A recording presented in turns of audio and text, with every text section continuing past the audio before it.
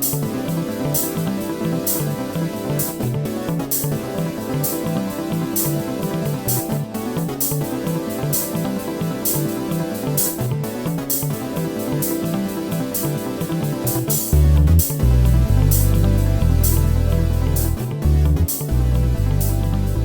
what's good, Rockman?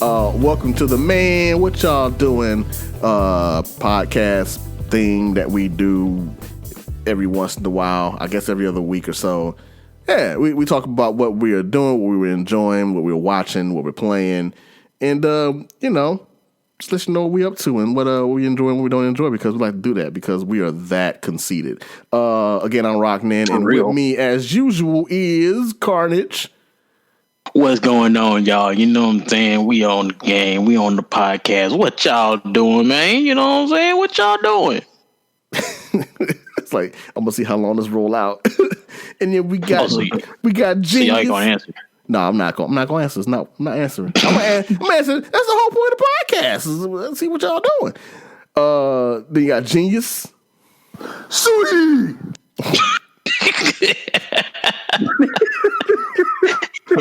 I guess he ain't gonna say nothing else. The funny thing is, when he did it, I wanted to straight face it and just not say anything, but I couldn't help laughing, so I just cracked. Because it would have been better if he was like, sweet, and we just carried on like nothing happened. Like, sweet, and then dynamite. Last but not least, we got SackedLunch. Hello, it's SackedLunch. Oh my god! I would have changed it up every time I get on the mic. Yeah, it was just such a. I don't know if you said it. It was such a delay. I was like, SackedLunch. It's like it's getting cold around here. We're like, is he there? Hey, get that tumbleweed, bro. Get that tumbleweed. Right. Tumblerweed. Roll it out. Throw it out there. Get the tumblers. Oh God, the tumblers. Oh no. Yeah. Moving right along. In a major twist of procedure, I'm gonna go first this week. Because we have not actually, I think the last time we talked would have been, 3 weeks ago? No. Yeah, 3 weeks ago. I'm right, 3 weeks ago, 4 weeks ago. Something like, I don't know. It's been about 3 weeks. I'm getting old. I can't remember. I can't either because so much stuff happened in 3. It's been a really long 3 weeks. One heck of a year. Right. Yeah, 2021 has already been. That Alzheimer's kicking in early. And my Alzheimer. You got the arm and hammer. Kill me if you say that. That Alzheimer's. No, that's. Did you just say the arm and hammer? I'm weak. I did. The arm and hammer. I got that arm and hammer. It's like, man, what is that? What in the world? Well, yeah, I'll tell you what. Sometimes I get that arm and hammer. So what you got, Rock? What you got? I've been doing 2 things. I hope it's not the exact same thing I was doing before, but it probably is. I have not watched season 2 of Mandalorian yet, so that's unfortunate. But the main thing, you just started it. Oh, okay. So that'd be good to talk about. I'm with you there too, honestly. Oh, you chance to, yeah. So I was supposed to watch it, but work has been work, and I've been working on projects and trying to get everything kicked off on that side of things. I'm just letting y'all know I ain't even watched season 1 yet. You feel me? But what I did do is I played more of Monster Hunter World. I played a lot of Monster Hunter World. I'm still in the world part. I haven't got the Iceborne yet, but I'm still in the world part. And we were talking about this before everybody got on. Karnajj, like, So one thing that did happen that frustrated me was generally when I play, I try and record it so I can put it up on my YouTube channel. And what was it, like Thursday, I think? Yeah, Thursday night, I ended up staying up late playing it. And I set up everything to record it for like, I want to say I ended up playing for like 3.5 hours, something like that, which was not the plan. I was supposed to be in bed. I was like, I'm going to play a little half hour. It was like 11 o'clock. I'll play half hour or whatever and just get this one quest done, record it. I'll do commentary. It'll be cool. I'll have a video for like the weekend or whatever. It should be no problem. Man, I sat there. I hunted that Paolumu. For those that don't know, they don't play Monster Hunter. Paolumu is this big bat-looking monster that fluffs up and puffs up and turns into like a balloon, basically. I actually like to hunt a lot, so I wanted to hunt that or whatever. And I did it, and I'm like, cool. And then it was like, oh, well, let me go ahead and hunt it again, so I'm going to make his armor. But I was not allowed to hunt it again, so I went down into the Rotten Vale. So I had to go down there, and then I'm hunting Gyros. And there's a whole bunch of stuff. I ended up hunting a bunch of monsters. And I couldn't put the controller down, which hasn't happened in a while with this game. So it's like, oh, I'm into it now. I'm actually getting deep and invested in it. So I recorded the entire 3 hours. I'm like, cool, everything's be great. I'm looking forward to it. I had some great hunts, some great fights. I'm looking forward to making all these edits and videos and putting it up. And I'm like, well, it's 2:00 in the morning, and I need to go to bed and get some kind of sleep before work, but it was worth it because I got the recording done and everything's cool. And the life of a YouTuber, anybody that does anything for YouTube or any video production in general knows exactly where this is going. I kick out the SD card and I load into my laptop, and I'm prepared to see all my footage, and I look at the file size, and the file size says 800 megs. Now I'm like, I record a lot of videos. Ain't no video I've recorded came back in megs, so something's already wrong. And I click on it, and there's no video. There's just sound. And I'm like, there's gotta be I'm in denial because I'm like, there's gotta be some other explanation for why this is happening. This is clearly, the video's gotta be fine. I recorded 3 hours of video. It's gotta be great. Nope, the file is corrupted. So I lost all my video for like 3.5 hours of gameplay, and I wanted to break everything. I'm pretty sure I threw my chair. I was like, it's 2 in the morning. I'm like, I was hot. I'm like, all right, I gotta go to bed hot. That's never great. So I didn't sleep well that night. But regardless, after getting a day to get over it, today I recorded some more and I did some more play. And I'm like, man, I'm still enjoying it. So I've been playing that a lot. I just got where am I? I just got back to the Rotten Vale again, but I was taking a breather to get some more armor sets, and I fought a great Gyros, the little snake causing like a million other snakes, and like generally is annoying as hell. I'm like, yep, he can be. Mm-hmm. I'm like, I want to fight you, not your 100 buddies, because he'll call everybody get in there and run somewhere and then throw paralyzing shots at you from the other side of the map. And I'm like, that's cool. You're a really great monster. So I fought that, and but then one of the fights I was trying to like focus on him, and Odegaran showed up, and I don't like him. That big red dog is just annoying. He just would not leave me alone. He's a puppy dog. He can piss off. I really don't like that much. I'm like, I want to fight this over here, and he keeps showing up. He is one of those monsters that's just like, I gotta get involved in everything. And I'm like, no, you don't. You can chill out over there. You're on the other side of the map. And then he'll get involved, and then once you beat him up enough, he's like, you know what? I don't want to get involved anymore. I'm running off the map. And I'm like, yeah, cool. You're fine. So yeah, so I'm still going through the story. Yeah. I was going through the main campaign. I haven't gotten to Iceborne yet, but I suspect within the next couple of weeks I will be like finally in the Iceborne side of things. I just now like really picked it back up like heavy. So that was the main thing I did. Other than that, I'm pretty sure we talked about Mandalorian last time, so I won't retread that. But yeah, I gotta watch season 2 of that coming up pretty soon. Did I watch anything else this week? I don't think I did. I mean, I did watch the Capitol Insurrection show. That was interesting. So it was that. No, I didn't watch anything else though. That was the main thing I did. I played a lot of Monster Hunter this week, so that was fun. Who has after me? Who would like to go next? I mean, just like I'll go, because I'm pretty sure I have a short list myself. I pretty much just been playing Monster Hunter. Yeah, I've really been playing Monster Hunter. Did I mention I've been playing Monster Hunter? I don't think you mentioned that. You may not have mentioned. Okay, I just in case y'all didn't know, I've been playing Monster Hunter, and yeah, that's pretty much where I've been at. I'm back in the fold of actually grinding this game again. When you played, did you get as far as because I know Dre, I know you and Jay, and I don't know X, I don't know if you played, but I know y'all beat the brakes off Monster Hunter World. So I was one of them on when World came out. Oh, you were? Okay. I wasn't doing Dre numbers, but I was getting it in on World pretty strong. Then I died. Then I fell back when Iceborne came out. I got on Iceborne later, much later than they did. So now I'm like, I just now beat it like a week and a half ago. I know since our last time we had our podcast, that's when I started getting back on it real heavy. Yeah. And then I beat it. I didn't realize how close I was actually to beating the game. Then I beat it, and now I've just been grinding all the in-game stuff. I mean, I still haven't unlocked everything, which is amazing that there's still more content. Let me tell you about Monster Hunter games. Monster Hunter games are just content. They are content piles.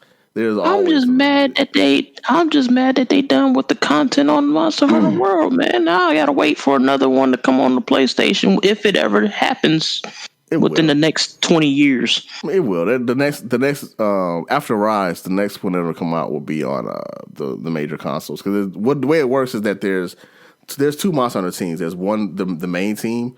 Well, I should say the main team. There's the console team and there's the portable team. The only reason that there was a time period where they were only releasing on like Nintendo handhelds was because there wasn't a console that they felt they wanted to put the series on. But yeah, like once they got beyond that, like they went back to their separate teams. So that's why we're getting Rise. Rise is the portable team, and then the next console team is going to come out the next console version. And so the way it works, like right now we're still in what's called the 5th generation. And so we're getting the 5th generation's portable title. Whereas before we had the 5th generation's console title. So the next console title will be the 6th generation. It'll probably be on PS5, Xbox Series X, and PC. The rumor out right now is that Rise will eventually be put on PC as well. So there's that. But right now it's rumored from a leak. So we don't know if that's actually going to happen or not. But I would assume it probably will at some point. It just won't be announced like within this year, probably. But yeah, that's kind of so. It will be another console one for sure. That's like that's like the biggest no brainer. That game sold 18 bajillion million copies. I was about to say it sold so well. I wouldn't think they would go away from the actual. Nah. I mean, Xbox and PS5. You would have to be on you had to be on like several levels of crack to not make us. Still talking about Monster Hunter? Yeah. Yeah. You know what? Let's not make one on the system that sold 15 million. Yeah, I mean, that would be. If you got EA's logic. Yeah, that's fair, but that's EA. That's why EA is shots EA. Fired. I will say this: I had talked mad junk about Capcom for a long time because I was like, to me, it was when it made no sense for them to not have a Switch game too, because the last few games on Nintendo's consoles, especially on their handhelds, had done so well. So I'm like, this is gonna leave the Switch console. I'm like, wow, this is just money off the table, huh? Okay, that makes no sense. And Capcom doesn't want to make money. I'm like, then I realized, like, oh, that's what they're doing. I'm dumb. I just don't understand how business works. All right, cool, bet. So, yeah, they knew what they were doing. They knew what their plan was. They just, they were like, we got a plan. Trust us. There's a game coming. We're going to make sure all the Monster Hunter crowds are satisfied. Because, yeah, like, in Rise right now, and I played the demo substantially. I didn't mention it. That's the other thing I did play, but I don't want to really talk about it because it's not that much to talk about. And I feel like other channels and places have talked about it so much. But I will say I love the Rise demo. Yeah. I've seen your Rise stream. You seen it? Yeah. Did you see the one where I fell asleep? No, I didn't see that one, though. Not that one yet. That's because the effing archive is gone. You didn't see it happen live. You're not going to see it no more. Oh, my God. I'm going to have to check out some gameplay for Rise. It looked really interesting to me. It looks like it almost looks like World. Yeah, it is. Yeah. But they introduced new like attacking mechanics and stuff in it, which makes it feel even more like an action game, and that really piqued my interest because I am a DMC fanatic. my middle name might as well be fucking Dante. It ain't? You sure it ain't? I thought it was all the time. I thought it was. I thought you went out and I thought you legally changed it. Yeah, I thought his name was Creative Dante Geneyus. Look at this motherfucker, Creative Dante Jenkins. I got my own introduction. Every time I walk into a room, it goes, "Devil may cry." Genius may cry. I'm weak. Oh man, that's funny. Rise is very interesting with its mechanics, because this new wire bud mechanic is like what Clutch Claw probably should have been. But to be fair, I guess I haven't got far enough, but I don't hate the Clutch Claw. I think it's okay. Actually pretty cool. Yeah, but like a lot of people really hate the Clutch Claw. Like they really hate the Clutch Claw. People that have like really gotten far into the world and like, deep in doing like speed runs, they really hate the Clutch Claw. I'm like, damn, okay. Why they hating the Clutch? What they hating on? Well, I get the idea. Oh, go ahead, Dre. Sorry. I was going to say, I wonder if that's because it makes the fights too easy, or do they just generally not like the concept of it? It's, from what I understand, it's been kind of a combination of it makes them easier, but it's tedious because it's a step that didn't used to need to be made. Because the Clutch Claw, you essentially make it, or you essentially use it to tenderize a certain spot or weak spot to like make it more vulnerable. Yeah, that didn't used to be the case. Excuse me, didn't used to be the case, and so a lot of people are like frustrated with that. And so it just makes it feel more just frustrating in general, and that so people don't like that extra added aspect of it. Like if it just did extra damage and it wasn't like it didn't feel like it was necessary, then oh my god, my finger's beeping in my ear. Didn't expect that. Okay, hang on, because this is actually probably coming through on the audio too. I'm going to kill Facebook. I'm about to say I don't hear anything. Yeah. Oh, okay. So maybe we didn't come on it. Okay. In my ears, like, oh my talking about god, the little ding? Yes, somebody's messaging me on Facebook right now. It's annoying.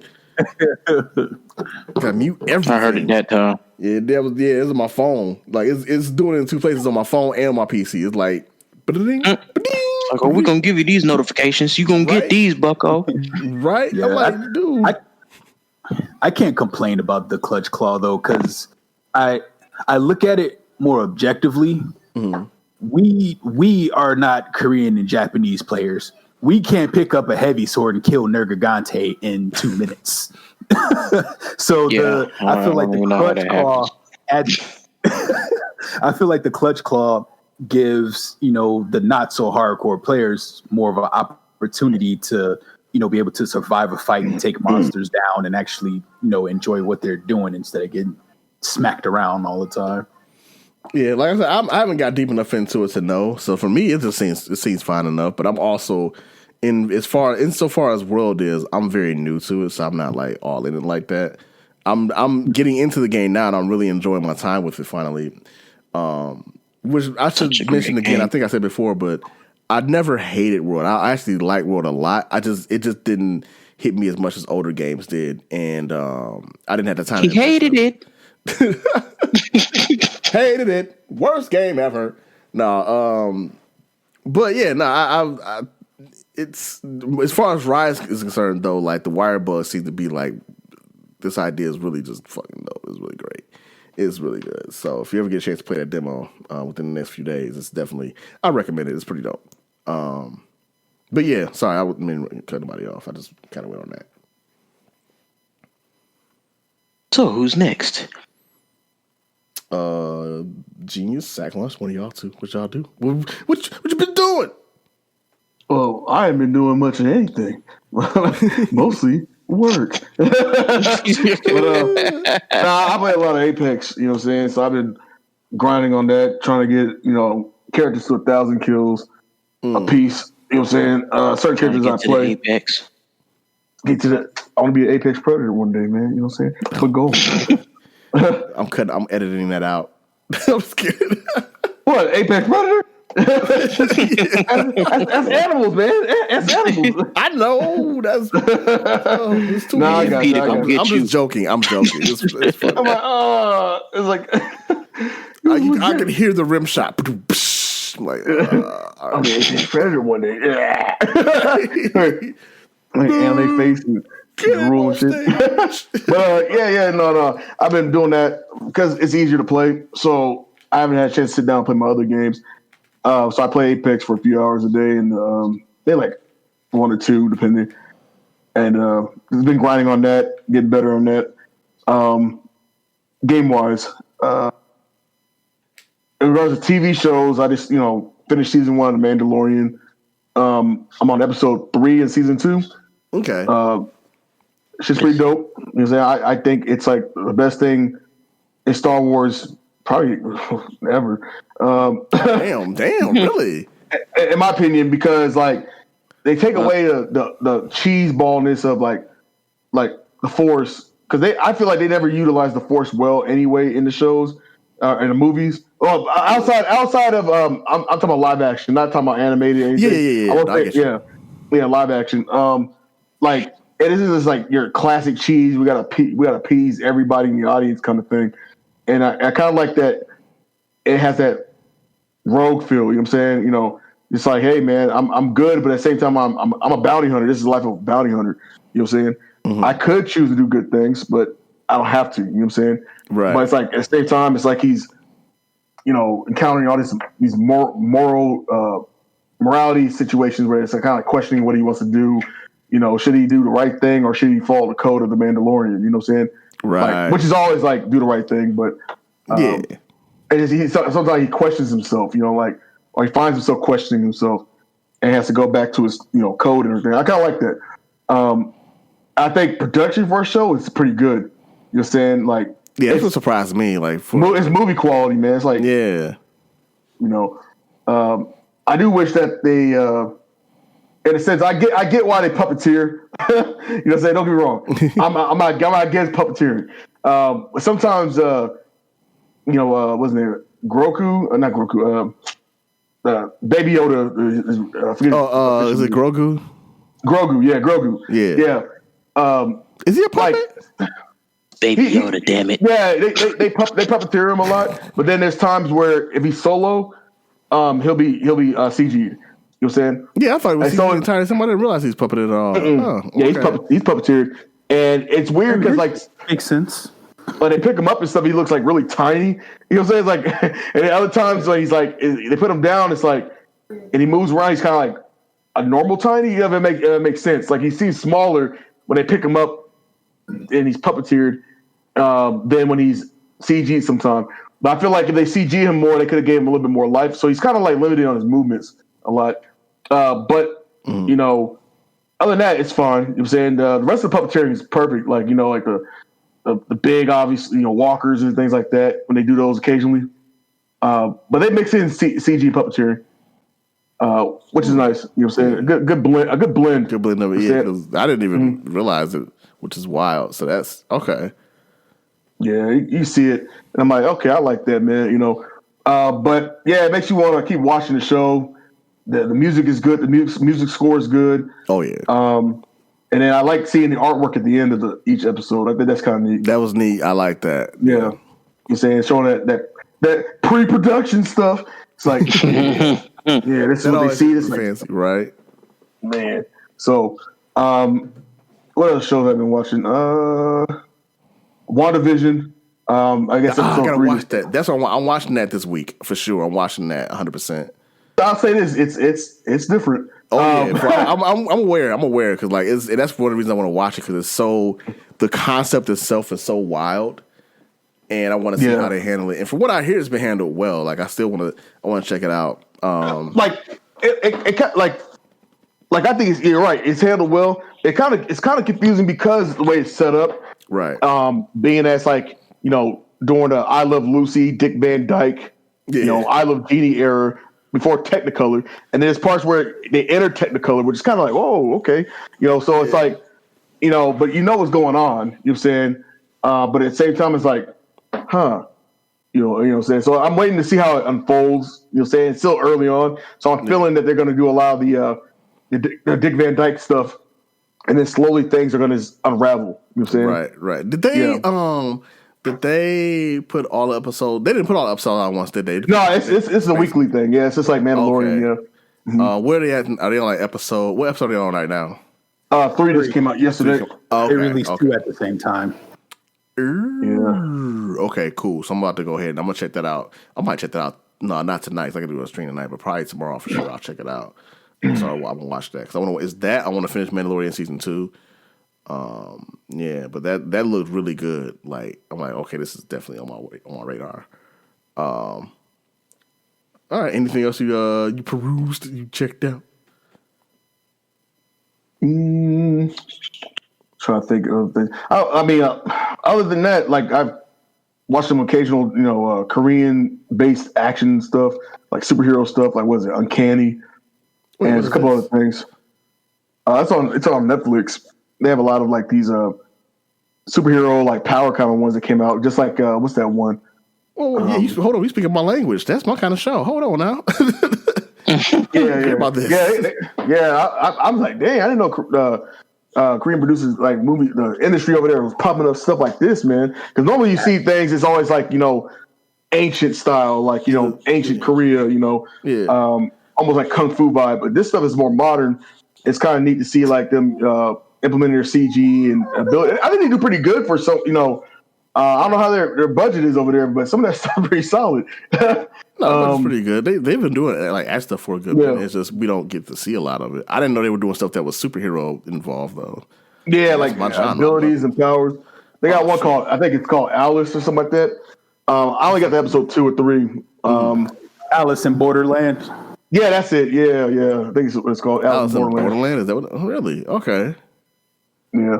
So I've been watching those when I bounce around because sometimes I don't want to watch like a whole series all the way through. So I bounce around, watch a few episodes here, and then kind of jump. But yeah, man, that's pretty much it. Anime wise, let's see.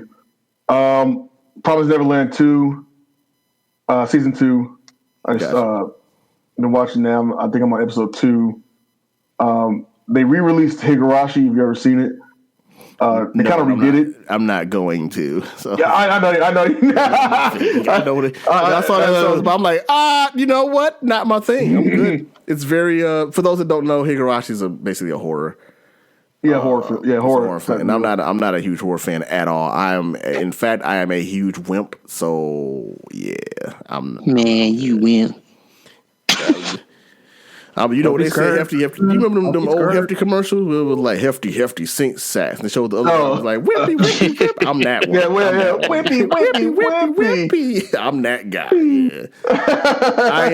I am squeamish. I don't like dark stuff, and I don't like depressing stuff. So that's like the trifecta of horror, and I'm good. So that's funny. Oh man, no, but Higurashi. I have heard though that people that do enjoy Higurashi that this remake has been pretty bomb. So it's pretty what? Pretty dope. I said bomb. Yeah, so dope. So far it's okay. They have some things. They changed some things. I think the match more of the. I think it was it a light novel?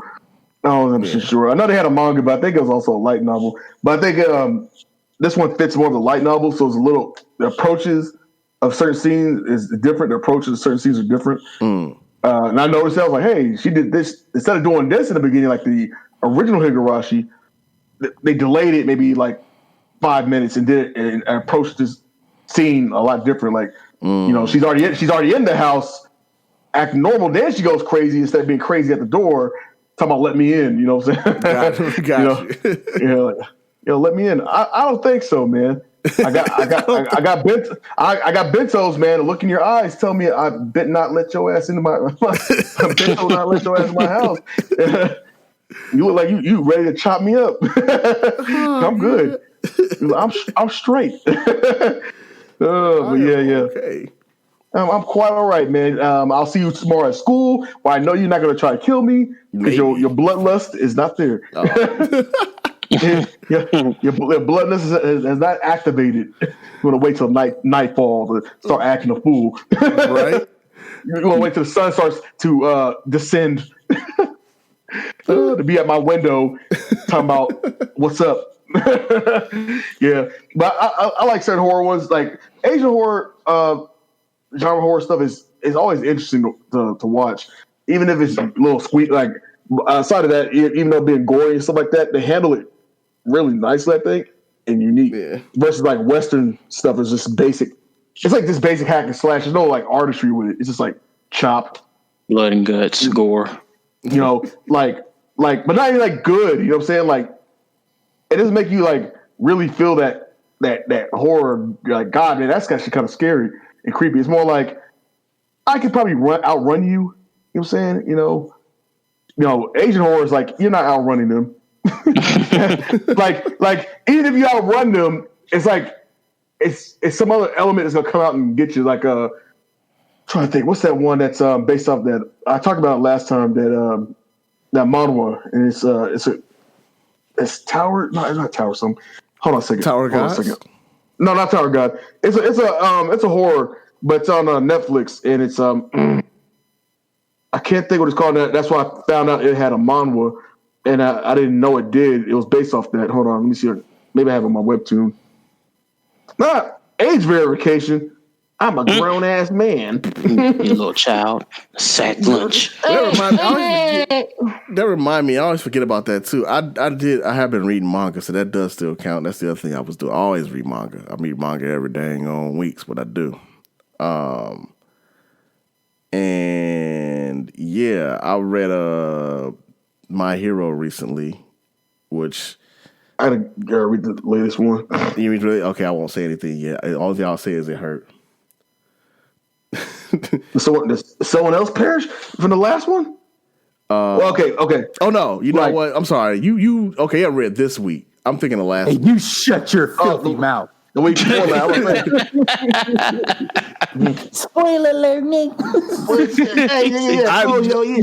All I said was it hurt. I haven't said anything else except that it hurt. That's all I'm gonna say. I'm gonna leave it at that. That's good. It came out of nowhere. He said, "You shut your filthy mouth." I got some major catching up to do with My Hero. I really need to sit down and read it. Oh yeah. No, oh man. How when's the last time you read it? I don't want to talk about it. All right. Well, I mean, I bet you read more than me. He's like, man, All Might so great. I would have All Might ever get defeated. No, I'm farther than that. I know, I'm joking. Wait a minute, All Might lost. I got a little bit past the what the anime did with homie being number one now. Yeah, Endeavor. Yeah. Oh yeah. So Endeavor. Thank you. Spoiler alert. You're not back, but you're not that. You're not crazy. Yeah, you're not crazy back, but you're not years back, but you are back a ways. Yeah. Okay, yeah. So I won't say. I am years back. So you better not open up your filthy mouth. Are you gonna read it anytime soon? Because you might want to catch Probably up. not. But that defeats the point. It doesn't matter if I'm gonna read it or not. I don't ever want a spoiler. Ever in my life. I don't care if you ever finish My Hero. I don't got no heroes. No. I don't got no heroes. My hero, I ain't got no shit. No hero. Oh, that's too funny. No, so it was that, and I read. I started read. So one habit I have that's really bad, which I got to get better at, is if I see a new series, I'll read it like the current issue, and I'll be confused as hell, and so I'll start going back and doing reverse research. But I haven't done that yet with, I think it's Jujutsu Kaisen. Oh, Jujutsu Kaisen. Yeah. I've been thinking about that. I've seen something about that. Yeah, I've been reading it recently. It's interesting, but I'm like, I don't know what the fuck is going on.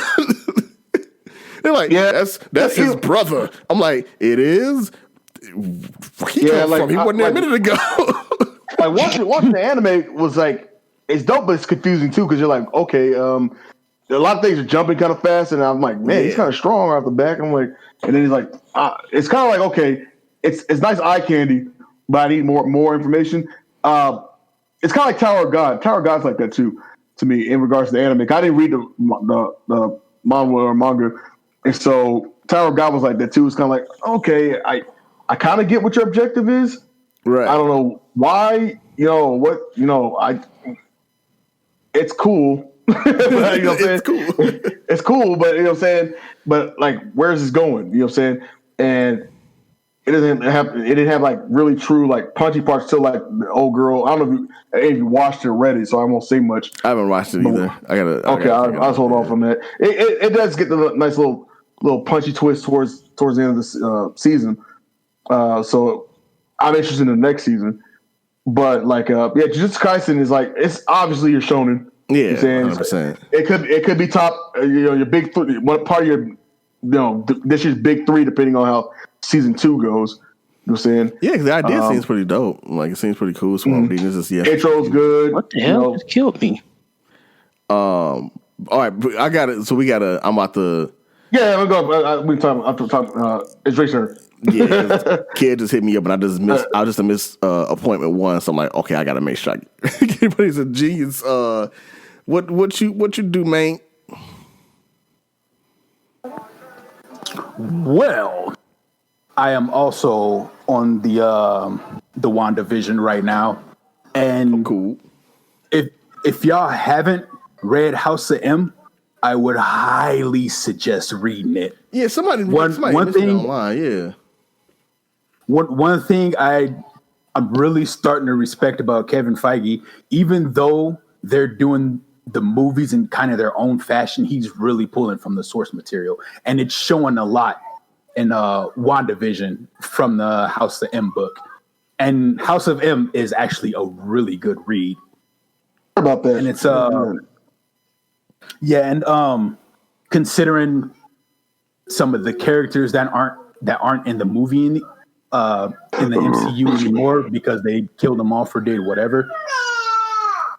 It's they're going to have to switch some things up with this, but already knowing House of M and seeing some of the things they've taken from the book already and put in the show within those 3 episodes is actually making me really excited for the route this is going to go.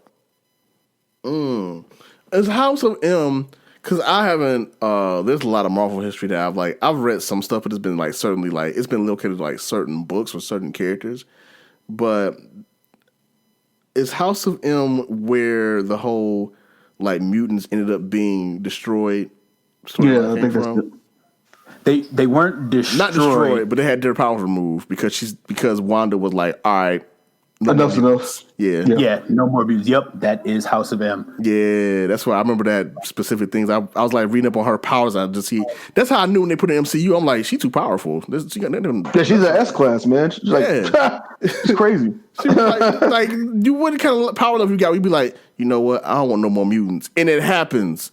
That's wild. It's crazy because if I recall, like not some people still retain their abilities. Not everybody though. Not everybody. It's certain ones. Yeah. I think some people actually wasn't affected or something like that.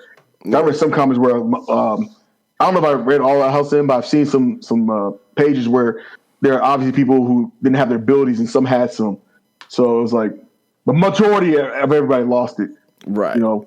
But then I heard like there's a way of them getting their abilities back. I'm not sure how accurate that is or legit. Ooh, so I wonder if the way I will tell you now, they did not retain their ability. That's all I'm gonna say. There's a key factor there, and it's actually been a key factor in a few different things. But that's all I'm gonna say. Y'all gotta read it. I'll give you my Comixology login to read this book. Oh shit! That's how you know it's serious. Somebody get in login. Don't nobody get nobody in login. He like, listen, I'm gonna need my login, my password, and my coupons. You reading this book? Oh man, discount code. Hey, Geneyus, what's the discount code? Right. Matter of fact, don't even worry about it, dog. Just go ahead and buy it off my account. Right.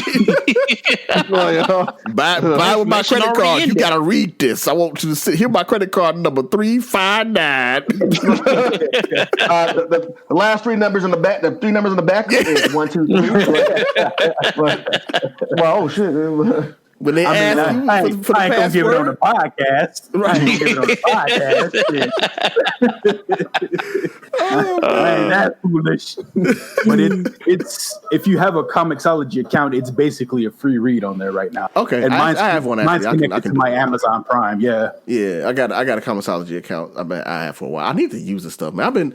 I done bought so many books. You know what? That's my goal too this week. Is like to read some more stuff I already have.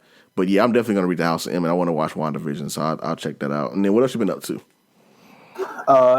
Man, I've mainly been on my comic stuff lately. That's cool. That House of X book that I posted in the chat. I read through that. Yeah. So what's the? Oh damn! That's how I know something good. Man, he gave it the barbecue. Yeah, the barbecue. That's the uncle at the grill right there. Woo, Yeah. woo. Boy, this ain't coming out good, boy. Smoke boy.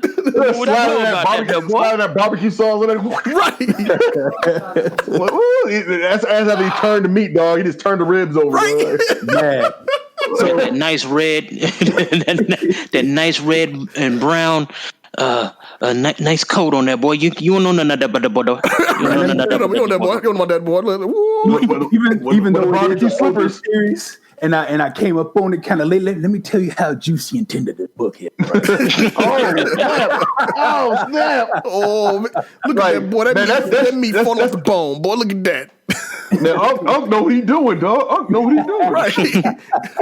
Well, you don't know nothing about that, boy. Give us the non-spoilery, like, why should we read this book? Yeah.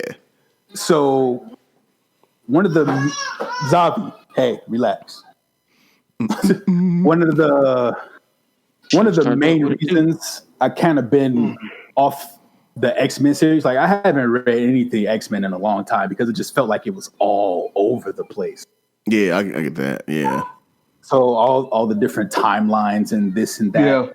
This book took all these different timelines and events with Apocalypse, Phoenix 5, whatever it may have been, and it put them all together in the most perfect fashion you could possibly do. And it was amazing. It's, as you're reading it, it starts off, you're like, what the hell is going on? It's kind of like The Witcher started, where there's a lot of time jumping and stuff.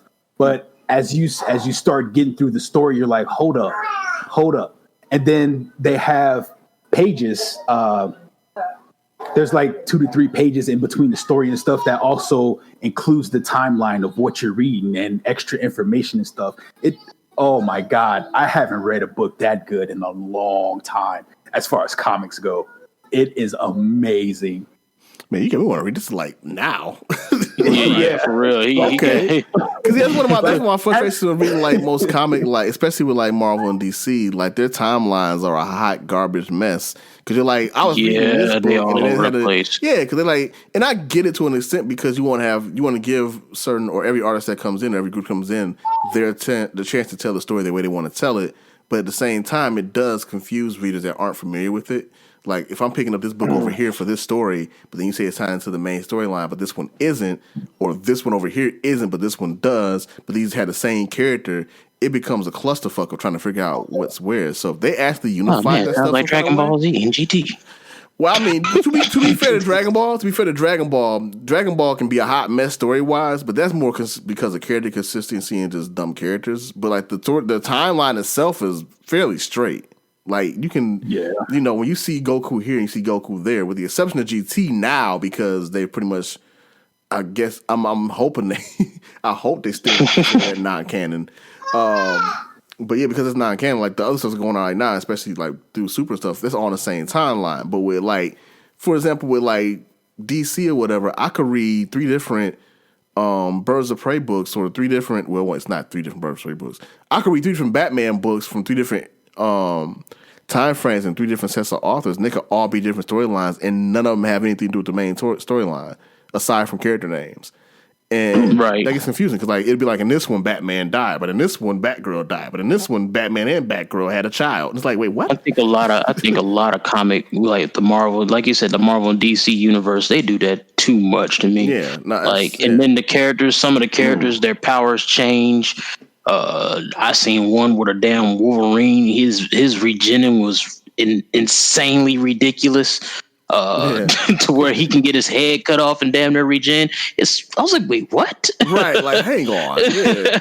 Well, and my first thing with that too is like a lot of like they did it recently where they passed down a lot of the mantles to other characters, which yes or no whether you like those mantles being passed down or not is whatever. But if you're gonna make the decision, stick with that decision. But then they ran a lot of those back, and to me, I think that hurt a lot of characters because it's like, well, why even do that? What's the point of doing that? Like, yes, it's you can reverse it, but you might just let those characters get a chance to breathe and, like, honestly, just let them be new characters. But in that case, it's like just make new characters anyway. Like, you don't have to have them have that mantle passed on. Make another character and promote them. So, that's been a lot of my frustration. So it's actually like hearing that this House of X book is that good is actually pretty cool. So I want to check it out. So yeah, it was amazing. Then I guess the other series, because this book contained both House of X and Powers of X, and I think the next series is X of Swords. So I'm gonna start that one too and kind of see what that follows. I heard it focuses a lot on Apocalypse, and everything we thought we knew is it's going to flip us on our head. That's what somebody else I know that's real big into comics was telling me that. I was like, okay. It's like I look forward to it. But yeah, House of X, because that one cost me what, $20 or $30, but it's a big ass book. It's the entire series book. Gotcha. And it was well worth it. I think I'm gonna read that shit again. As long as you get a book you can read it, you're like, yo, I gotta read this a second time. This is good. Yeah, Shauna was in here ready to throw shit at me because I was reacting to stuff as I was reading it. That's how you know you went. You was like, you reading it like, oh snap! Like you watching something? No, I'm reading. What? Right? Is this? Hold up! What? Oh my God! She's like, shut up. But actually, yeah, I think that one takes after House of M as well. So House of M is still a good one to start with. Okay. Cool. But yeah, still on my comic tip. Read my first issue of The Last Ronin. Drawing Comics should be giving me a call to collect the second book because I prepaid for that one. That's a series I'm a dive into. It. Do y'all really know much about it? Nah. Well, I'm not going to tell what happened. He's like, y'all disappointing me right now. He's like, heathens. Like, do I even know these people anymore? Who are these people? Well, I can't say nothing because I've just kind of reawakened my love for comics recently because stuff has been so good. Yeah. So the Last Ronin now. Right. Yeah. Last Ronin being about the last surviving Ninja Turtle. This series actually takes place. Oh, that. Yeah. Okay. But the series itself takes place 10 years. Who's the last surviving Ninja Turtle? Better not be Raphael. I know that. It's everybody's. Look. It's everybody's favorite. No. Hey, Michelangelo. Okay. But one reason I'm really diving into it is it takes place 10 years after the original Turtles comic when Splinter was training them to be assassins to go to war with Shredder. Oh, nice. So this has a much more dark feel. Yeah. A darker feel than Ninja Turtles, yeah. Like a piece of time. You know what? Fuck this pizza. Piece of murder time. Pizza has no meaning for me anymore. I long ago shed the feeling of pizza and sausage. I no longer feel the pain of tomato sauce and cheese. Sorry. It's like, first of all, I'm gonna need you not to talk. No about more waiting 900 for delivery. 1-900-877 J-Rock. Man, like, excuse me, ma'am, did you order Pizza Hut extra sausage? Like, it's not delivery. It's DiGiorno. You stupid, dude. It's DiGiorno. I want a sponsorship for that. Go ahead. But I do like that the last surviving turtle is Michelangelo because the way they're writing it completely flipped the scripts. And oh man, there's so many ways they can go with it. It takes everybody's lovable favorite character and completely flips him into darkens his ass up, boy. Yeah. Oh my God, it's gonna be good. I feel like this is gonna be. So he does beat a survivor. I was a Leonardo fan. I'm glad. I'm glad he's gone. Damn. I can't hate on none of them, man. I love all the turtles equally. I'm kidding. Michelangelo's my favorite, so I'm cool. Yeah, I'm like everybody's least favorite was Donatello's. Like, I like Donnie. I like all the turtles. To be honest with you, I like all the turtles. Yeah, but I guess when it comes down to like, if you had a poll right now, who liked who? Yeah, Donnie would probably be the least favorite. I find it weird though. I'll say this. I think the recent people who got into turtles or maybe watched up may say Donnie over Leo. I don't know, man. Yeah, I think possibly, from our gen, probably Leo will be over Donnie. But look, I'll say this: Leo's the wackest one. Point blank. That's a lie. He's whack. He's whack. That is a lie. Tasty mayonnaise. How is he bland? He's bland. No personality. Because he's a Cyclops. No personality. That's it. That's exactly it. I don't like Scott, and I don't like Leo. They're the same. Different Scott Summers to Leonardo the Turtle? No. Yeah, that's wrong. Okay. Yeah. I'll tell you this. It's not allowed. You are off the podcast. Leo's like a toned down version. No, this will be the last podcast we do together. Look, Leonardo is our podcast with 3 episodes. What happened? Man, said Leonardo was Scott Summers. He's an all-brand Scott Summers. No, he's not. He's nowhere near. He's nowhere near as corny as Scott. Yes, he is. Straight up, never. Man. No. Twitter looking at full sideways. Like, what? No. You too structured. No. I mean, come on, you got to think about it. Mike's the comedy relief. Donatello's the genius. Raphael's the attitude. They all have big personalities in their field, and Leo's like, I'm the leader. He's like, I'm just there. Follow me, guys. That's why rap is like, man. Y'all making it sound like Leo has the best part about it is they all needed to have. It's like they all needed to have their own personalities. So Leo had to be the more, I guess you could say, more structured, more. I mean, if you got to think about it. If you got one that's a comedy relief, one's the smart guy, then one's the asshole. What does it leave Leo to be? Right. He's got to be the one that's more tame. Always like that. Leo had moments to stop it. He did have his moments where he got out of pocket. Yeah. You do have to have your Scott Summers, man. You got to have those. No, Scott Summers is a whole nother disrespect. I don't even hate Scott Summers like that. He's a whole nother disrespect. I can't stand his ass. He literally is cookie cutter kiss ass. Straight out the bakery. Hey, man, I didn't say off-brand. He's gonna have some obvious differences, but he's still Scott Summers is done. Off-brand Scott Summers. Oh, look, my Scott Summers are done. Oh. He's all there baking cookies and shit. Scott Summers. Anybody wants to Scott Summers? Oh. Nice and perfectly brown, not a burn on them. Cookie cutter kiss ass. Oh, dog! I can't stand Cyclops. He's like the worst X-Men I've ever came across. It's like, oh. The thing that's so bad is like, first of all, let me say for the record, I don't even hate Scott like that. I just don't care about him. He's I don't like whatever. Yeah, he can go to hell. But it's just something because like he has one of the most like his power is actually pretty sick. But he's just so bland. Yeah. It's like his personality is just the most generic. It's like giving like a generic salesman in the office a like powerful lightsaber lightning gun or something. And like, yeah, it's cool. He's an asshole on top of that. He don't do nothing but go to work every day. He's not even trying to be a hero. It's like, it's a waste. It's like, what is your function? His function was Jean Grey. I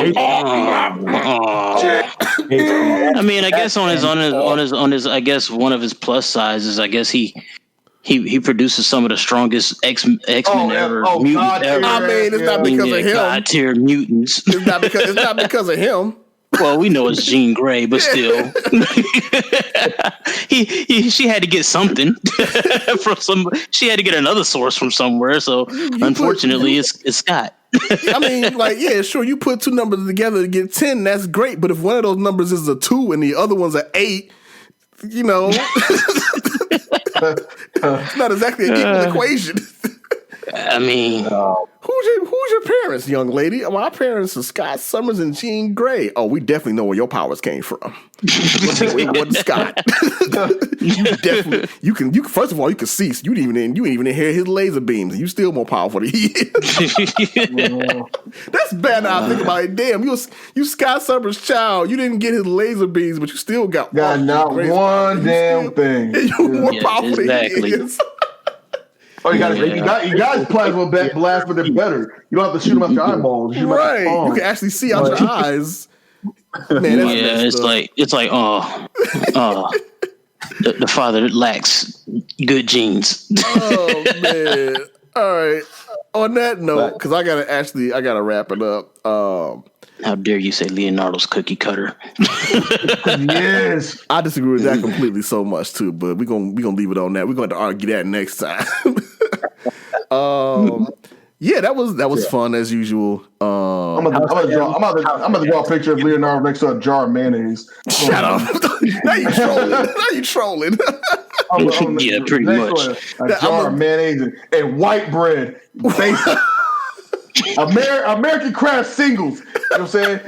But I tell you what, it makes for guess what? Mayonnaise and white bread can make for a damn good sandwich. American Craft, right. It can make for a damn good sandwich. You can't have a sandwich without bread. How about that? I mean, you can eat it. That mean you got to really like it. So basic. No, and then there's no point in eating it. If you ain't gonna enjoy it, don't eat it. Oh my god. All right. Let me corral it in. All right, everybody.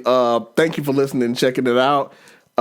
We do this right now semi-regularly, but hopefully more regularly soon. It's just scheduled stuff. So this should be going up probably in a couple of weeks because I still got the other one to put up. But if I might put them up at the same time, I don't know how I'm going to format that yet. But we're going to try and get it to more of a bi-weekly format.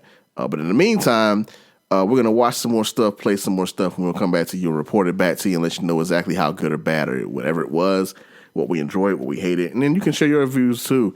On the Facebook, not Facebook, YouTube comments below. YouTube comments below. Go ahead and leave your stuff. I am working on getting this out to more services and to more places, so you can like pick it up on iTunes and stuff like that. The only problem is that it's a subscription thing, and I ain't rolling like that, so you have to be a little patient with me so I can make that happen. So you are not. In the meantime, you know what? Was that you? Were you really? Yes. No, who's this man compared Leonardo to Scott Summers and sung Limp Bizkit on the podcast. You know what? You on the bubble. You might be kicked out. I don't know. I'm kidding. I'm so kidding. He's just serious. Again, thanks for checking it out. Hopefully you enjoy it. We enjoy recording it, and hopefully you enjoy listening. So until the next one, we doing. You said peace before I even finish my sentence. Can I finish the sentence? Oh, my bad. Jesus, man, just go ahead and end the podcast. All right, we out. That's it. That's the podcast. Can I finish? Please, can I finish?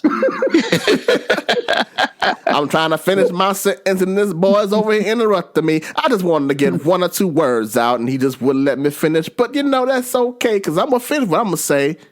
You want to interrupt me? I got time. Go ahead. I'll wait. Oh, snap! Keep it pimping. Keep it pimping. All right, y'all. That's the end of the cast. See you guys on the next one. Yeah. All right. Get out of here.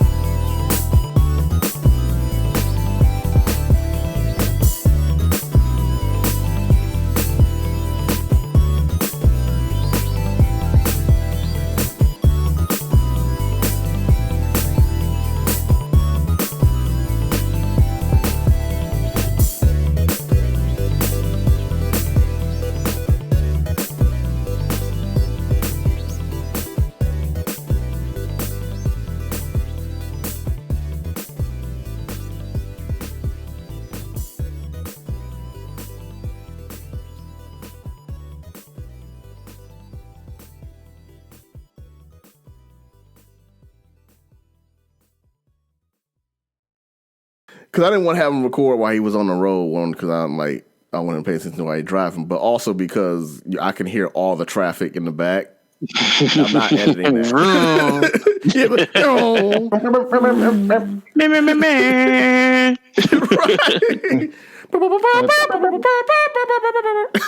You know that.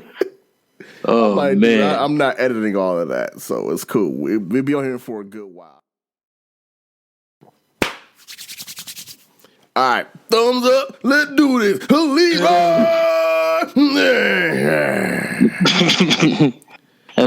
Excuse me. My name is not Leroy. It's Larry. Oh my God, did he go in? Larry Divine healing. Sorry. Okay. It's now Larry. Okay. Leroy was a long time ago. Okay. It's Larry. Okay. In fact, my name's Larry Smith. Pardon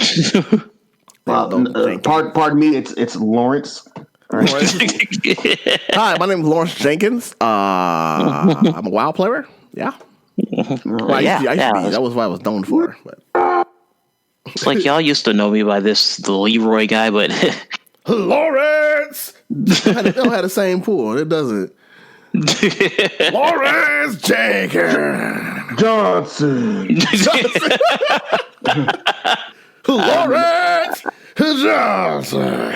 oh shit! Oh, this is stupid. Johnson. That sound like one of them like jobbers, one of them wrestling jobbers they got like in the local scene or whatever. It's like now in the ring from Philadelphia, weighing at 200 pounds, Lawrence Johnson. He's like, and his opponent. He got the same black trunks and a boots. Right. He all basic and shit. The generic black trunks with the black boots on is this base as I'll get out, dog. Partially balding, dog, is like a little bit on the dad bod side. You know, he got a little muscle, but he's still kind of right. They're like, and his opponent. They're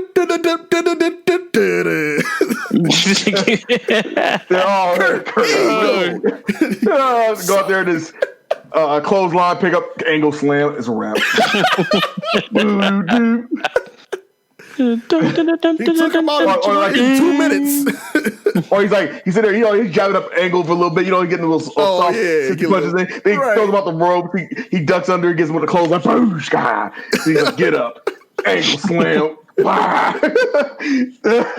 Oh, 2, 3. Right. It's over. That guy's not moving. King, I think you killed him, King. I think he's dead. All of a sudden, Angle just gives him a look and then gets him in the ankle lock. Oh, yeah. That's what I want. Like, he have him pinned down, like 1, 2, and then he get up on purpose. Yeah. And then look at him like, shake his head like, get up. Ankle lock time. Man. I got out of it on time. Yeah, we got stretches for the whole 2 minutes. Right. That was too fast. We got to do some more work. Get him up. Oh man. Every once in a while, one of those guys like gets over a little bit. But then the funny thing is, like, you see that same guy like 5 years later, and it's like they go back and do one of those rewinds. Like, John Cena was in the WWE before. Here he is right here in one of the debut matches in like 1999. You're like, what the fuck?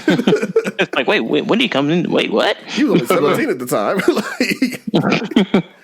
Like, whoa, he was there. What was it? I think it was CM Punk. He was one of the was he one of John Cena's escort? I think he was. Like, one of the years John Cena was in it might have been WrestleMania or something like that, and he came in like a car. So I forget he came in as one of his clones or something like that. But he was he was infamously a jobber before he came in and officially started wrestling or whatever.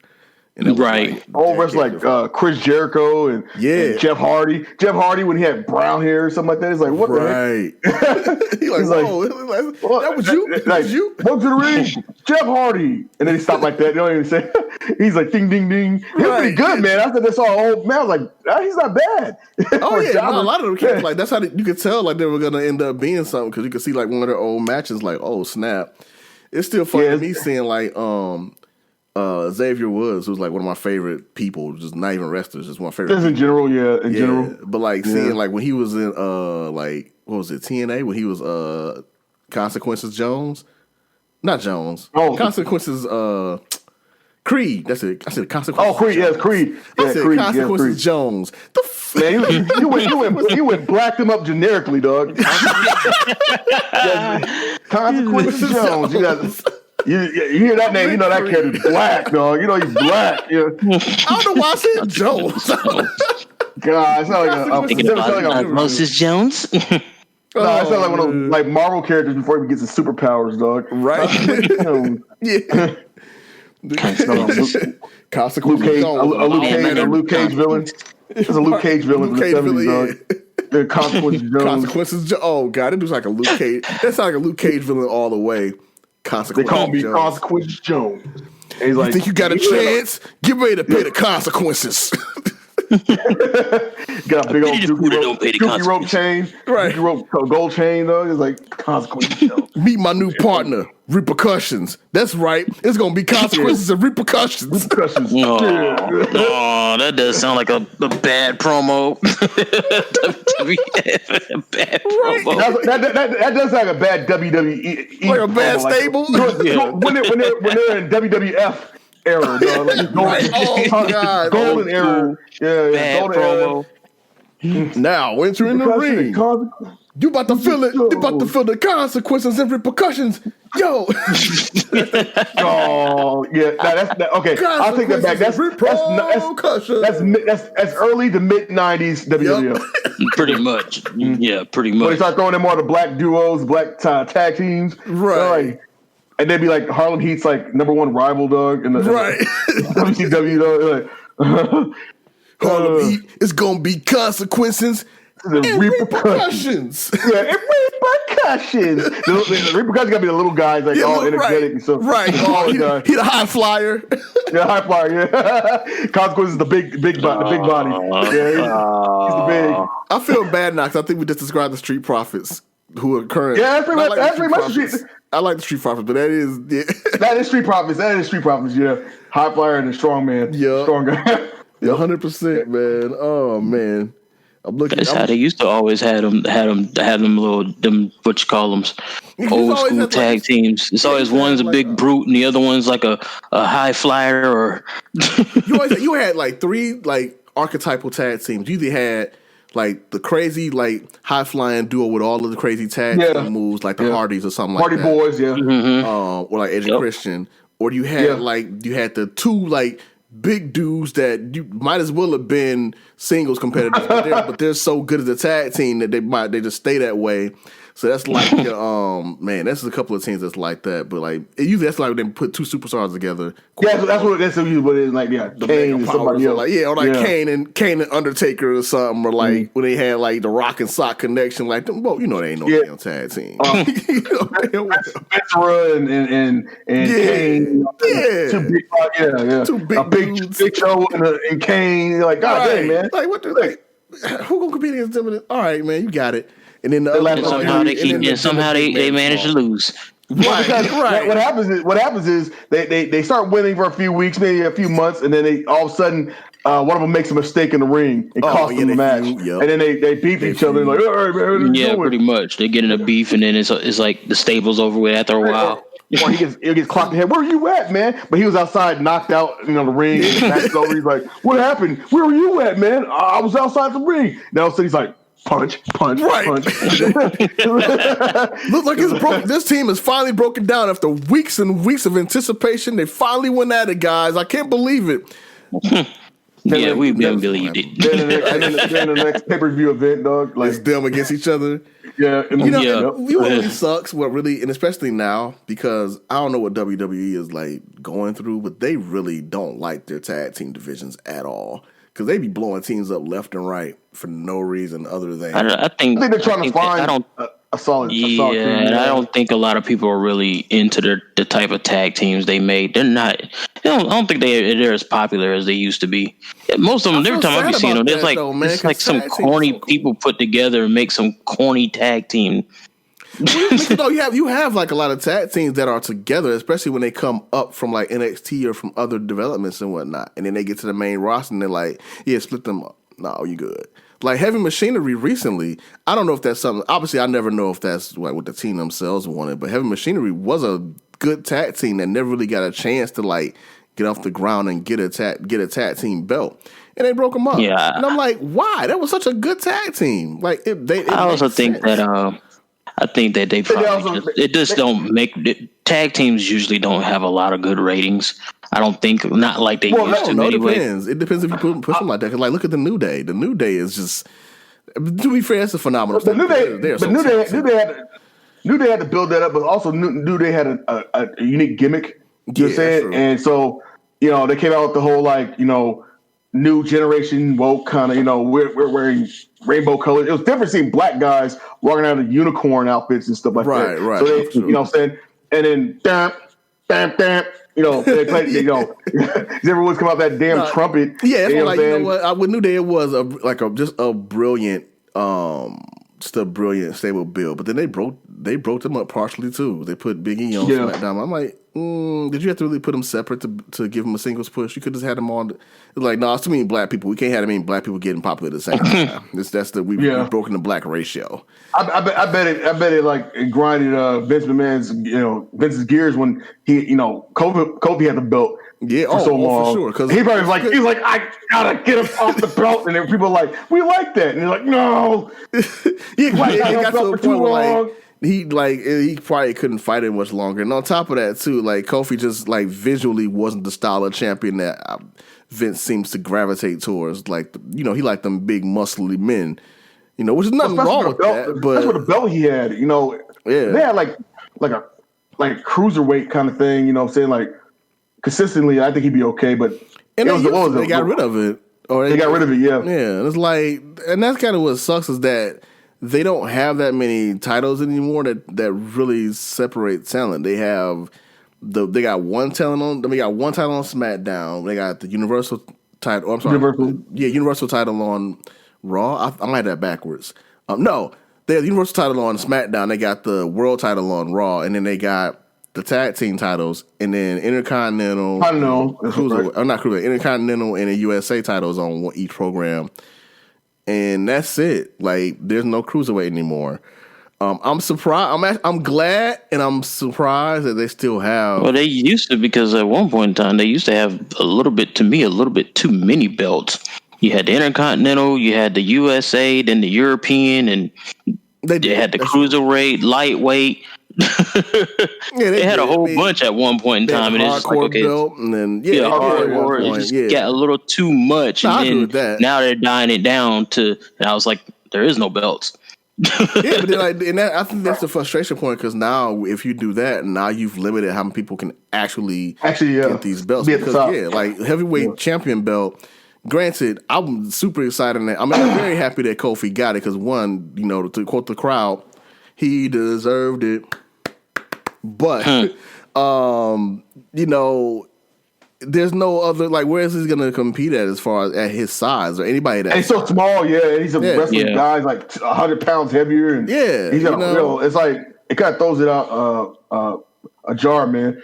At the same time, they've been kind of messed that whole thought process up when they did Mysterio beating Big Show. For the heavyweight titles, like really? It's like really. Every once in a while, that's cool to see, like the David Goliath thing, right? Like, maybe he's like, you know what, I'm gonna go for the heavyweight, and he's like, and all of a sudden he's winning, but not all the time, right? And that's where it gets frustrating, because it's like, all right, man, that is such a worn out storyline. At least to me, I don't know. They should have kept the lightweight though. At least that's what I mean. They should have kept the lightweight. They should have kept the cruiserweight at least, because that was the high flying title. I don't know if it's gone, but it's not on the TV shows at the very. It hasn't been used very much. Yeah, if it's around, it's definitely not been used very much. Yeah, so and then the problem with that is their high flyers end up having to go against all the heavyweights and not get enough showtime, because you got somebody like Ricochet that's like. Ricochet is a marvel, and they already talented, and they're not using it right as it is. But on top of that, they don't have a title that they can have him fight for. What's that black guy that used to go against Ricochet? Man, was it Cedric Alexander? No, yeah, man, that was him. Yeah. Yeah, the one he's good with high flying moves too. He is too. And Mustafa Ali. Talented. That They're so talented, They're man. so talented, and they got him in this weird story. Like Cedric Alexander's doing okay for our storyline wise because he's with the Hurt Business. It's like that. Yeah, he's with the Hurt Business. Yeah, but like, what's that? Oh, okay. That's dressing. He'll be in a minute. But yeah, Mustafa Ali is they stuck him with Retribution, which we'll see where that goes. I'm not. They should bring back. They should bring back the cruiserweight belt. Yeah, so they'll get them something to fight for. Yeah. Like right now they need that division to be. Yeah, they need to beef up that division. Yeah, I mean it's just there because they got the wrestlers. They're just making them do dumb storylines. It's like, all right, man. So it's kind of frustrating. This is what Vince likes. Vince likes the medium big builds. Yeah, he does. Yeah, like, Roman Reigns kind of like they're meaty. How many muscles do they have? But people like Big E and like Otis from Heavy Machinery, a lot of those guys don't get as much shine because they're too big. Yeah. You know what I'm saying? Like, and then they get beat by guys who are like in the medium range. They got tons of people like that could have had to shine. What's his name that just passed recently from oh God, my brain, Big Beard. He was on AEW. Yeah, for a little bit. Brody Lee. Yeah, I think it's Brody Lee or something like Brody that. Lee. Yeah, I'm right. Yeah, Brody Lee. Luke Harper. Yeah, Luke Harper. Yeah. That's I know him more. I know he's Brody Lee, but it's like those type of guys don't get as much shine either. You know what I'm saying? They're big, 100%. Tall, and then they get beat up all the time. And it's like, what do you do with your bigs, man? Like you're real bigs. Well, then too, because with that too, like. It feels like, I'm not gonna say if it's 100% Vince or not, but I'm pretty positive it's Vince. Like he has this idea of like these big guys have to be like these big dumb bricks or like big menacing like 1980s villains. Whereas like Brody Lee had way more or Luke Harper had more talent than that. Like he had more talent. And when he went to AEW, you could see it clearly. Like these. Much more of a talking than that. Not that you didn't know that, and that's one thing I like about one of the things I like about Xavier Woods' Up Down Down channel is that you get to see the wrestlers outside of the personas and doing the game thing. You can see more of their actual who they are and like the talent they have, and like rather than these weird stereotypical roles they put them into. And so like it sucks when they like have these talents that are like, especially reach a certain size or certain look. Like Otis, I knew from day one, like if they give him a singles push or they break a Heavy Machinery, they gonna make him a goof, and they did. Man, and not to say that's a bad thing per se, but there's a certain way to play it. I think New Day really struck that balance of being goofy, but they also were successful, and while still remaining hilarious, even when they were heels. And they didn't do that with Otis. And a lot of people that fall into that category end up, just milling around or whatever. But it's frustrating to watch that. I'm like, man, like to be fair, I don't watch wrestling that intently anymore. I just watch every once in a while. I kind of follow the storylines, like the main ones, and I watch a lot of review shows and stuff. Now, anyways, because COVID and stuff, it's kind of it's kind of why, like, man, it doesn't have the same energy right now anyway, because like they're pumping crowd noise in. They do have the Thunderdome and they have like the TV audience that's all of share about on the monitors, but it still doesn't feel the same as having the audience there, which I feel sad about for Roman Reigns. Man, I cannot imagine the pops that him and Jey Uso would get for their storyline when they were doing that and like where he's at now. I love the fact that he's a heel and how he's playing that. Like, he's a heel now. He'd be better than heel. Yeah, I thought you were a long time ago, but like him as a babyface was whack, man. I was like, that's because they made it like he could have been a babyface and been fine. But they also made him a babyface and made him a cheesy babyface, and that never works. They made him like Rocky Maivia, basically, like come out there and smile and wave and be geeky, and it's like, no, you got to give him some bite, man. Like they should have been made him more like.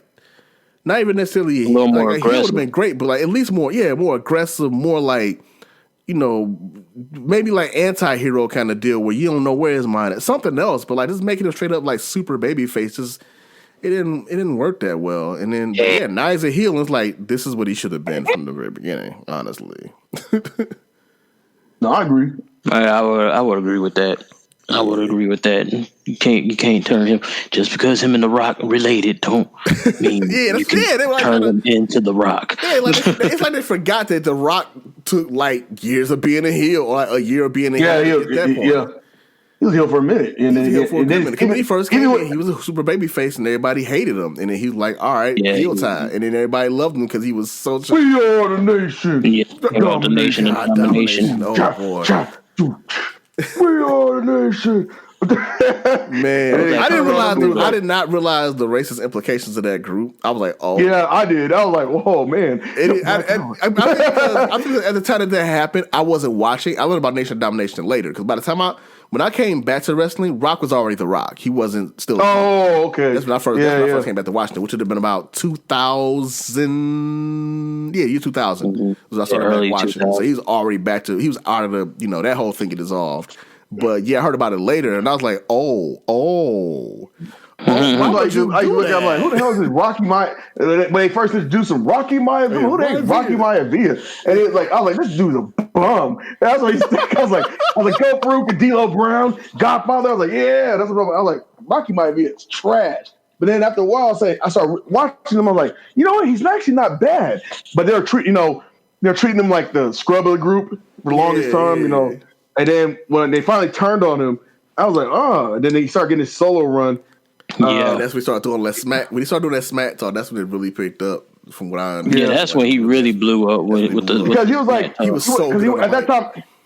He had good mic skills. He wasn't quite 100% a baby face when he came back to a single. Right. He was like how you said, he was like that middle guy. Like, I do what I want. You know what I'm saying? Exactly. I think that would have been the route to go at Reigns. Like that, even if you didn't want to make him heel, make him just that kind of like. Fuck the establishment. Fuck what you really got planned for me. I do what I want. This is how I'm going to play this. And like, talking shit, talking down on people, whatever. You could have played. Stone Cold Steve Austin. You know what I'm saying? Yeah. So, right. Like that. The Attitude Era. I think that's why the Attitude Era worked so well too, because a lot of your good guys were just like, I don't give a fuck. It was like, I don't care. I don't like. I'm gonna. Vince, I'm about to go ahead and start mudholing at that kind of deal. That's why. Turning on them, and all of a sudden, yeah.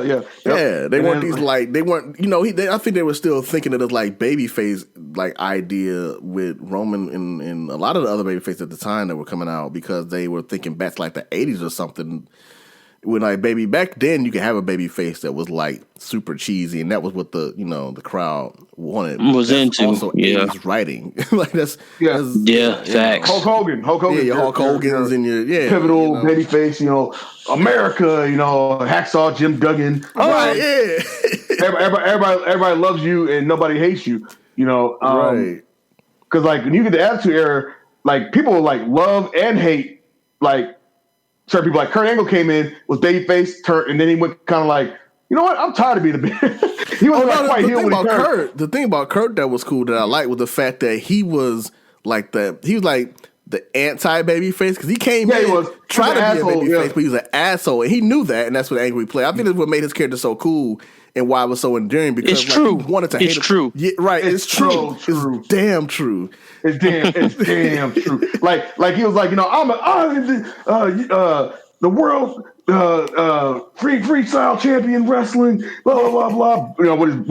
With his gold medals and stuff. Yeah, and like I should get beat. Why am I getting beat? This is bull crap. You know what I'm saying? This is bullpucky. Bullpucky. You get all mad and stuff, and everybody's like, stop whining. I think that's what made him such a good heel, because he was so like he was so sanitized, but it was intentionally so. Like he was thumbing his nose at the idea of what a heel was. The idea what a babyface was. He was like this heel that was just like so straight and narrow and like so like somewhat innocent. He like, I'm drinking milk. I'm not drinking beer. I don't drink. Yeah, that's right. Like, I don't do that. I don't smoke or drink. Yeah. He pulls up his glass of milk. Yeah. Like, he came with a glass container. The Charlie Stone Cold, the truck of milk. Yeah. You want some milk? Nah, he really broke the mold. Yeah, he really did. Because Stone Cold was one of them. He wasn't your typical. He wasn't your typical baby face, but he also wasn't. He kind of like thread that line between heel and babyface. It depends on what he felt like. It was just kind of like it was kind of like when he was a babyface, he still had the edge of a heel. I mean, then Shawn when he's a Michaels heel, was like that, it's like you know. it's like great heel. Yeah, Shawn Michaels did pull it off really well too. Yeah, Shawn Michaels was like during that whole '90s. You had a lot of that, like mid '90s to late '90s. I think you had a lot of that borderline heel baby face. Like, I don't know where to put you. It's up to the fans to put you where they want to put you. Because even like with Generation X, right, in the late '90s, it was like there's supposed to be heels. But everybody loved them. Loved them, yeah. They're like, and they also did good guy things, and like they're just goofy and did whatever they want. It was more like, you know, again, carefree attitude. I'm gonna do whatever I want. Screw you, Vince. You know what I'm saying? Like, right. Vince. Yeah, we're gonna team up for you for a little bit. You know what I'm saying? You know, Shane McMahon, you know, obvious heel, but he really hate him. Especially when he started getting out there in the ring, he started respecting him. You're like, okay, yeah, I will say that. Like, Shane, I had to respect him, and every time I'd be like, I don't want to see Shane wrestle, then he get in the ring, and be like, I forgot he does do. Oh my god, Shane coast to coast. Oh my god! Like, why is he jumping off of the Hell in a Cell cage onto the announce table? He's Shane McMahon. He shouldn't be doing that. No, that's really Shane McMahon. It's not a stunt double. I mean, hey, speaking of that, that's what I felt when the Fabulous Moolah got slammed that high. I was like, oh my god. I was like, oh my god. It was a power slam or a power bomb or something like 20 feet from the air. And she got slammed through like it was by the entrance. And I don't know if it was Mark Henry. Mark Henry did it once, and it was somebody else. And I was like, dang, that woman's like 80 years old, man. Oh man, they got that super protected though. It's probably, if you look back at it was probably the softest. Padded. Yeah, like super padded and the softest slam and it's like you can tell when they're trying to be careful with somebody that either isn't experienced or like they're trying to be careful with somebody that's like obviously old or whatever. O'Mac, Shane O'Mac. We talked about wrestling for 30 minutes, and that was not the plan. See, that's how it goes. I didn't even do the intros yet. We started talking. We ain't even in the intros. Yeah, I'll wait till is Dre back on?